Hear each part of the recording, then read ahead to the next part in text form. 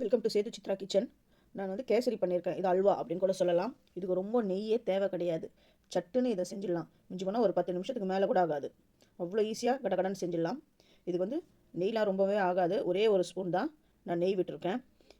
இதுக்கு முந்திரி வந்து ஒரு 10 முந்திரி நான் சேர்த்துக்கிறேன். இந்த முந்திரி வந்து ஓரளவுக்கு லைட்டாக பொன்னிறமாக ஆன உடனே திராட்சையை சேர்த்துக்கணும். அந்த திராட்சை வந்து பபுள்ஸ் மாதிரி நல்லா உப்பி வரணும், பலூன் மாதிரி. அந்த அளவுக்கு வர ஸ்டேஜில் வறுத்துக்கோங்க. வறுத்துட்டு தனியாக எடுத்து வச்சுக்கோங்க. முந்திரி வந்து அந்த சூடு இருக்கும்போதே சீக்கிரம் கரிஞ்சிடும். அதனால் ஓரளவுக்கு அப்படி போட்டு லைட்டாக செவக்கிற டைமில் டக்குன்னு திராட்சையை போட்டுடுங்க. போட்டுட்டு எடுத்து வச்சுடுங்க. முந்திரி இப்போ திராட்சையை நான் எடுத்து வச்சுட்டேன். இதுக்கு வந்து நான் ஜவ்வரிசி சேர்க்குறேன். நான் சேர்க்குறது வந்து ஜவ்வரிசி கேசரி தான் நான் பண்ணுறேன். ஜவ்வரிசி 1 கப்பு. இது வந்து அந்த நைலான் ஜவ்வரிசின்னு சொல்கிற அந்த சின்ன சின்ன ஜவ்வரிசி தான் நான் சேர்க்குறேன். இது நல்லா பொரிஞ்சு வரணும். இந்த பொரிஞ்சு வர டைமில் நான் 3 கப்பு சுடு தண்ணி, இது பச்சை தண்ணி நான் விடலை, நல்லா ஹாட் வாட்டர் நல்லா கொதிக்க வச்சு தான் அந்த தண்ணி தான் இந்த அடுத்த அடுப்பில் நான் வச்சுருந்தேன். அதை இந்த ஜவ்வரிசியில் சேர்க்குறேன். இந்த நெய்லாம் மேலே ததும்பி அப்படியே இதை எப்படி இருக்குது பாருங்கள், அப்படியே நெய்யில் பண்ண மாதிரியே இருக்கும். இதை நல்லா இதை வேகணும்னா ரொம்ப நேரம் ஆகாது. அப்படி ஊற்றி ஒரு நிமிஷத்துக்குலாம் வெந்துடும்.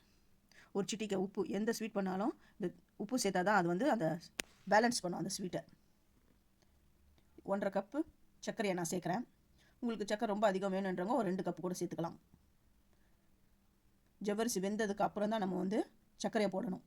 முதல்ல போட்டிங்கன்னா அந்த ஜவ்வரிசி வேகாது. தண்ணி விட்டு நல்லா அந்த ஜவ்வரிசி நல்லா கண்ணாடி பதம் இந்த வந்த உடனே அதுக்கப்புறம் சர்க்கரையை போடுங்க. இது வந்து கேசரி கலர். ஏன்னா நம்ம எப்போவுமே கேசரியை வந்து இந்த கலரில் பார்த்து பழகிட்டோம். அதனால் நான் கலர் சேர்க்குறேன். இது வந்து நல்ல கவர்மெண்ட் வந்து அங்கீகரிக்கப்பட்ட அந்த கலர்ஸ் தான் நான் சேர்க்குறேன். இப்போ வறுத்து வச்சுருந்த முந்திரியை சேர்க்குறேன். ஏலக்காவை ஆல்ரெடி நான் சேர்த்துட்டேன். இந்த சர்க்கரை சேர்க்கும் போது ஏலக்காவை நான் சேர்த்துட்டேன். இது எல்லாமே வந்து அந்த ஓரத்தில் அந்த நெய் வந்து அப்படியே படியும். பாருங்கள் எவ்வளோ சூப்பரான சூடான கேசரி ரெடி ஆகிடுது. இது ரொம்ப ரொம்ப நல்லாயிருக்கும். இது ரவை கேசரியை விட இது வந்து ஒரு டிஃப்ரெண்ட்டாக இருக்கும். சாப்பிட்றதுக்கு அவ்வளோ அருமையாக இருக்கும். சின்ன பசங்களாம் ரொம்ப விரும்பி சாப்பிடுவாங்க. கேசரி சாப்பிடாதவங்க கூட இதை விரும்பி சாப்பிடுவாங்க. இதை ஒரு பாக்ஸில் நான் எடுத்து வச்சுட்டு அதுக்கு மேலே 1 ஸ்பூன் நெய் விட்டேன். அந்த சூட்லேயே அது நல்லா கரைஞ்சி அந்த ஓரெல்லாம் நெய் நிறைய ஊற்றினா மாதிரி இருக்கும். இது பாருங்கள், இந்த கரண்டிலாம் ஒட்டாது. அப்படி எடுத்தோம்னா ஆற நல்லா கெட்டி ஆகிடும். இப்போ இதை எடுக்கிறேன். என்ன அழகாக கரண்டியில் ஒட்டாமல் வருது பாருங்கள்.